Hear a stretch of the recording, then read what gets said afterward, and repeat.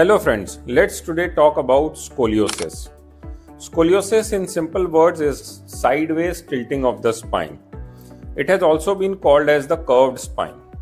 Normally, first sign of scoliosis is uneven shoulders or a tilted pelvis, commonly called as tilted waistline. Now, when we talk about scoliosis, this patient normally presents in two sort of curves. One is the S-shaped curve and the other is a C-shaped curve. Now there are different types of and different causes for scoliosis. In simple sense, scoliosis is a structural deformity of the spine and it can slowly increase with growth if not treated on time. Now first of all, let's understand who are more prone for scoliosis. Normally, children and teenagers are most commonly seen with scoliosis. It is rare in adults, but yes, it can happen in adults also. And there is a variation of scoliosis that can happen later on in the life, which is known as degenerative scoliosis. But majority of the cases that we see today are because of problem happening in the children, which is most commonly because of a condition known as idiopathic scoliosis. There are other causes also for scoliosis, like if there is any bone-related problem in the spine since birth. This is known as congenital scoliosis. Other reasons might include when the nerves or the muscles around the spine are not working well. This can lead to neuromuscular scoliosis. So these are three most common types of scoliosis seen in early childhood or in early adult life. Now, what are the most common signs and symptoms of scoliosis? First is uneven shoulders. That means both the shoulders are not at the same level. Secondly, one shoulder blade might be more prominent. Third, the waistline or the hip line is not equal. That means they are not horizontal to the floor.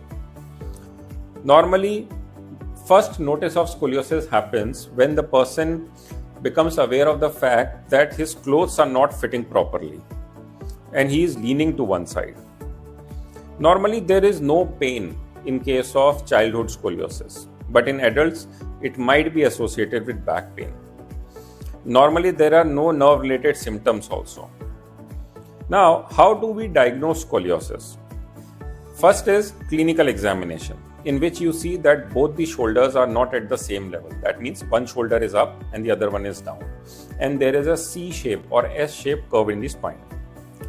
Now, when with such a problem, you will go to your doctor, he will get an X-ray done, and X-ray will correctly point out if there is any scoliosis. Also, sometimes we do MRI to study what is the reasons for scoliosis and what is happening inside the spine. Now, it's not like that every scoliosis requires a surgery. Sometimes we just see what is the age of the patient, what is the degree of curve, how much growth is remaining and what are the symptoms. Sometimes we just say let's do regular monitoring and no surgery is required.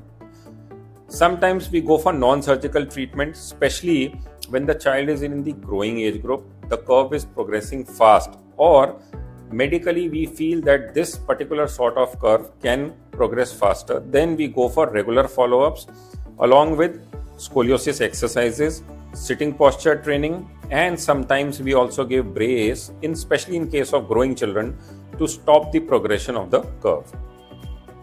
But when nothing works and the curve goes beyond a certain degree, then sometimes surgery is required. Surgery is required in cases when the curve is severe. Normally, more than 40 degrees of Cobb's angle is a medical indication for surgery. Or sometimes curves just keep on getting worse and worse even after bracing. Sometimes the deformity becomes very severe. Then also surgery might be required. Also, there are few medical indications where surgery becomes very important, especially if the patient is having breathing problem or nerve compression related symptoms. Normally, goal of the surgery is to correct the deformity, balance the spine and prevent progression. So with these three aims in mind, we do the surgery. Now, modern scoliosis surgery is a very safe technique of correcting scoliosis. We use special metallic implants to correct the deformity. To increase the safety of the surgery, we use special techniques like neuromonitoring. And Also 3D technology like robotic surgery or O-arm navigation to assist us during the surgery so that the surgery becomes successful and complications like paralysis do not happen. So normally surgery is not required for everybody. It is not required in every case also. But if you are suffering from scoliosis, definitely go and see your doctor. He will advise you X-rays or MRI depending on what he feels. But if you are suffering from scoliosis, don't worry, see your doctor, and whatever is the right treatment for you, go ahead with it, start your treatment, and you will have a normal life.